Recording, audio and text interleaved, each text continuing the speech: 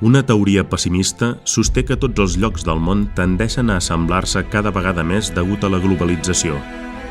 Aquells que afirmen aquesta tesi no han visitat mai amb tota seguretat l'arc d'illes que s'extenen entre Malàisia i Indonèsia.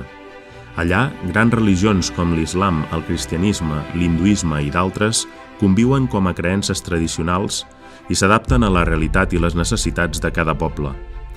Musulmans de Java fan ofrenes als volcans. Cristians de Flores fan sacrificis d'animals per demanar bones collites, i un sens fi d'illes, com també Borneo, emplacen colossals tombes dels seus avantpassats perquè participin activament del dia a dia de la comunitat.